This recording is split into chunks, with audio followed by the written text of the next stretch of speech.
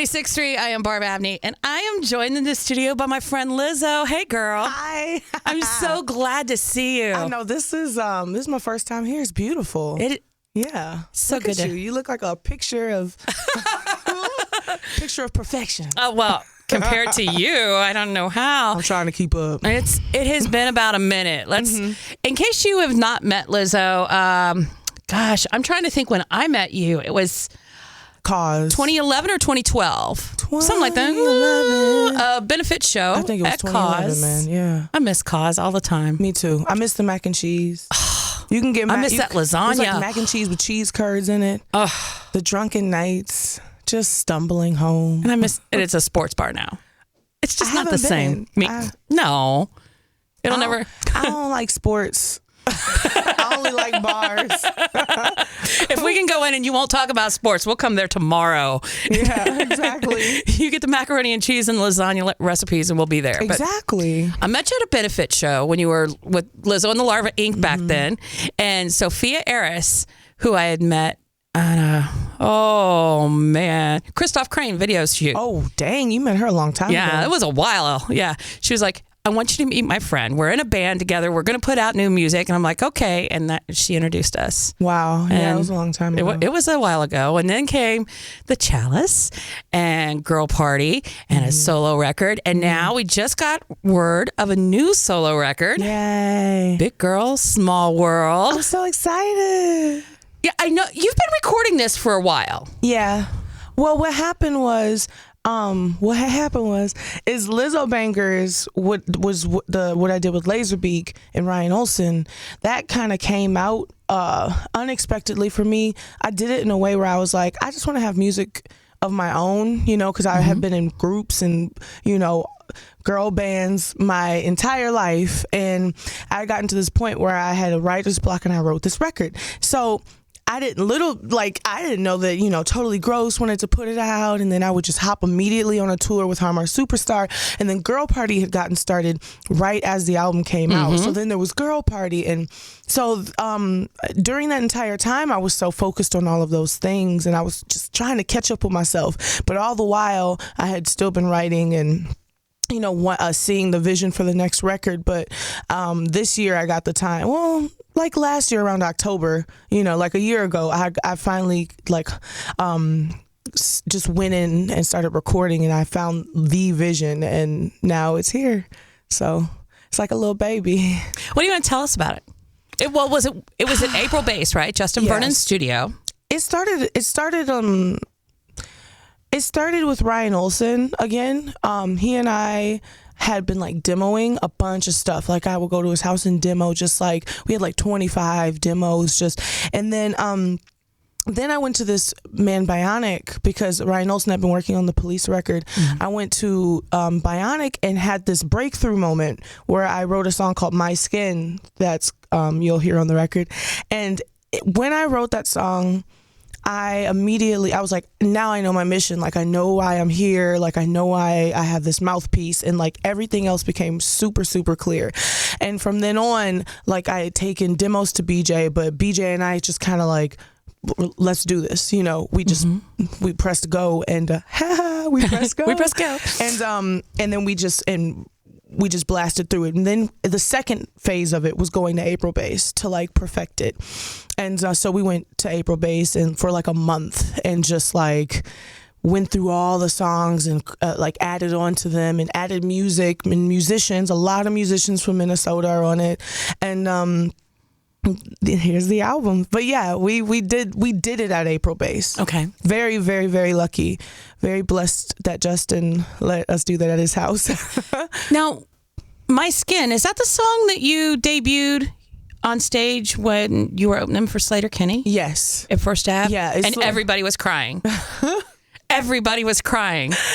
Yeah, I was crying. It's a really emotional song. It's one of the closely connected. I've never felt so embarrassed almost it's like a page out of my diary, It's your inner thoughts, and it was a lot of it came from a lot of sadness and a lot of frustration with what was going on and socially, and then I kind of channeled it into a positive way, you know. But a lot of the songs I had to do that with, because if you want to be angry and rant about things, it's not going to solve anything. Right. You got to like channel your negative energy the negative energy into something positive, and that's what I really hope this record is, you know. I want to, on behalf of big girls everywhere, yay! I just want to thank you, because, you know, you're not trying to hide it. You're not starving yourself. You know, No, I'm not. You are the mouthpiece for us going out there saying, be proud of who you are. Yeah. And I see a lot of interactions because, you know, like a good auntie, I'm stalking you on Facebook to report back to your mom. Uh-oh. And I see the way, you know, people are interacting with you and thanking you. And it's just a beautiful thing. Like you really are, you know, you're somebody for girls to look up to, that they don't have to look like, so you know, a Jenner or a Kardashian to be beautiful. Yes. And like, don't get me wrong, the Kardashians and the Jenners are gorgeous. They are. That is not the only type of gorgeous out there. And I think that when I said big girl, small world, it was me owning it, because your whole life when you're, you know, I've never been super thin. Like, I have a big frame. I've always been a heavy girl. You're like 5'10", aren't you? I'm 5'10". Even though the doctor says I'm 5'8", it's a lie. It is a lie. They just try to bring me down. But, you know, your whole life when you are, you know, on the other side of the spectrum of like what's hot or what the models are walking in on the runway, you know, you're called these names. You're called fat, you're called big, you're called ill, you're called, you know, and healthy. Which I'm like, thanks. That's not a diss. Like, that's a compliment. Right. But you're called all these things. And I feel like until you start to take that word back and embrace it, it's just going to do damage. It's just going to bring you down. And so I remember it was Work Part 1 that I did with Muck, that big girl, like back when I was in the club. That was like I was scared to say that. I remember being like, should I call myself big? I mean, I might as well call myself big before everybody else do on the internet, you know? But then it turned from doing that, from saying big physically to like this big in a spiritual sense, to now it's just like big stands for, you know, anything that's not what the media says is normal or the norm, you know? It's anything that's like anti-normal. And, you know, there's boys in the front row being like, I'm a big girl, you know? Yeah, totally. There's all types of people that's, you know, call themselves big girls, because I don't spell it GIRL. It's the 3 R's. It's the girl party girl. It's the riot girl. It's the movement, you know? So I think that could be anybody. So I want to talk about your tour with Sleater-Kinney. Yeah. How amazing was it? I want some stories. You're going to have to dish some stories, but what did you learn? Oh, man. I learned, first of all, I just want to thank Sleater-Kinney again from the bottom of my heart, and Katie Harkin, she was in their band. She's not in the core band, but she was their auxiliary musician, and such a sweet woman. She and I met because we did something for Enemy in London, and she told Carrie about me. And Carrie saw my video and was like, yes. And this is Carrie Brownstein, this is Carrie who Brownstein. You know from Portlandia. Yeah, thank you. And so when we got it, we had planned on chilling out. We were like, we got to finish this record. But then we got the offer and we were like, literally can't say no. Right. And I remember I had asked Sonia months and months from First Avenue, months and months ago. I was like, can you put me on a Sleater-Kinney list on Valentine's Day? Like, or can like Girl Party open? No. I remember I asked her and she was like, they're probably going to have a support already locked in, but I'll let you know. And then months later we get the offer and I was like, oh my God, you know, the universe. And, first and foremost, I want to thank them, but secondly, they are so bad ASS. They are so like strong, and they command the stage, and but the coolest thing about them is that they still learn, you know? Like, you would think these women who've done so much for their movement and had such a crazy diehard fan base that they waited 10 years and was just all ages, you know, you had like young people, older people, everybody was up in there trying to have a good time. Like, you would think that they'd be like, yeah, we got this. But no, I remember the first show that we played together, Carrie came around the corner and was like, this is our first show too, so I'm really nervous. I was like, what? Oh my God.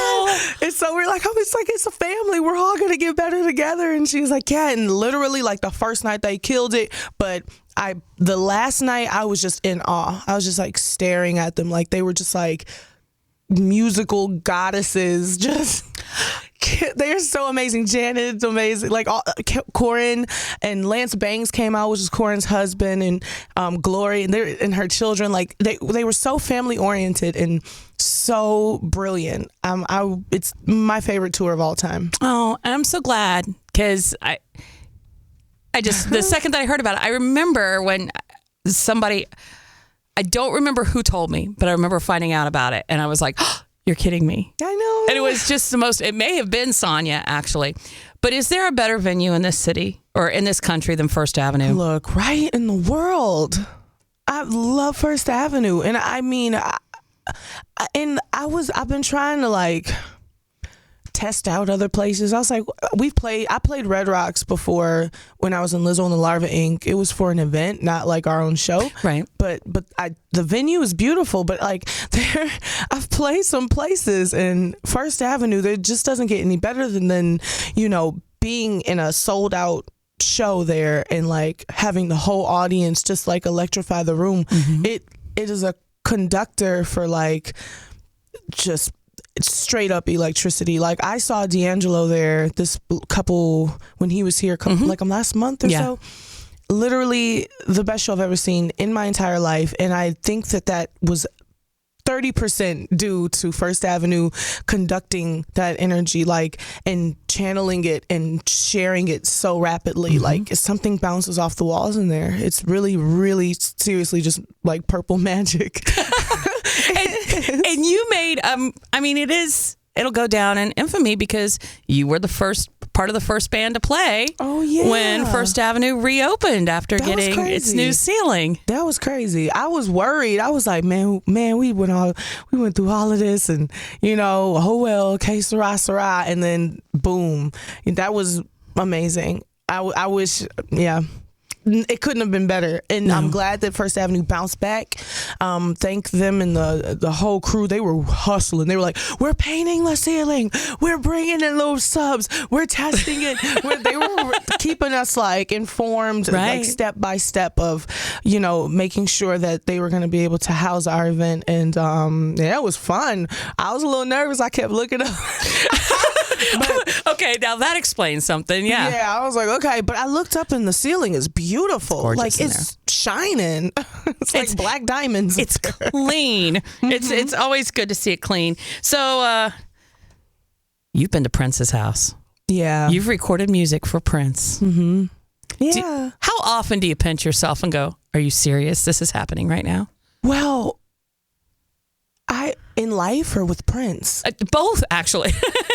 In life, I'm so in the future, like, and Sophia Ayers has to smack me sometimes because I'm already like 3 months ahead, sometimes 3 years ahead, and I don't get to live in the moment. She'll be like, absorb the moment. This is a moment. Like, she's always saying that to me, and I'm like, oh yeah, come back, But when I do get to savor the moment, I get like head rush.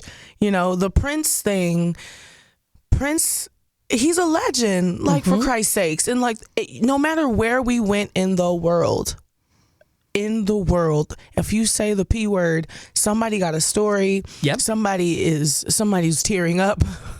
Absolutely. Because Prince he brings out emotion in people, like whether you're excited or you're mystified. So when the story of how, we ended up on that track, being me only living here a year before that happened, I was like, what? It was mind blowing, but at the same time, because it happened so fast and because I'm so blessed to still, be able to perform at Paisley Park and to, have Prince know who I am and care about it and like it and respect it, Yeah, I'm lost for words. Like, I feel like when you're you and you're experiencing life through your viewpoint, you're like, oh, okay, well, yeah, I'm just doing it. Yep, But you look outside and somebody's like, you are killing it. You are killing Slow it. down. And there's so many people around me like, you're killing it. All of my friends who I've seen in the last 3 years just come up and they're killing it so hard. So I got to shout out to the universe for just taking care of all of us. I cannot wait for the new record. The 6th? What's the date? The 16th? It is December 11th. 11th. Yeah. Oh my gosh. Yeah, that's another date. Oh. Yeah, that's something else. December 11th, Big Girl, Small World. And if you were to Google Big Girl, Small World right now, you would see this cute little series of videos that you've done. What do you got, 3 or 4 of them? Which one? You had the one at the... That's right, my web the fair. series. Yeah, your web series. You I had have the a web fair. series called Big Girl, Small World. Yes, we have the second season in the making. Really? Yeah, I don't want to stop that. That was so fun. They're a blast to shout out watch. to Harry Reynolds from Beasthead. He produces and shoots those and brings those together for me. And Glam Doll Donuts, there's an episode of that. You got acupuncture. I get acupuncture. You were at the fair. I was at the fair. I was eating people's food. Well, as you do. Okay. And then, wait, is there another one? No. I think there's there's only 3. I think so. That's and then there's me and Caroline Smith. There's like a little bump of Caroline Smith and I like pretending to be like psychic love connectors on like an infomercial. So that's the secret one. So everyone can find that one on the internet. Look around for that one. That one's the one to dig for. Yeah. I do want 2 points for not putting up that footage of you trying your new dance moves and B last year. Remember when I didn't put that up? Yeah. Oh yeah. Right. Where I want that. I'll find it. Let me see that. Thank you for stopping in. Aw. I love you. I love you too. Thanks for having me, Go.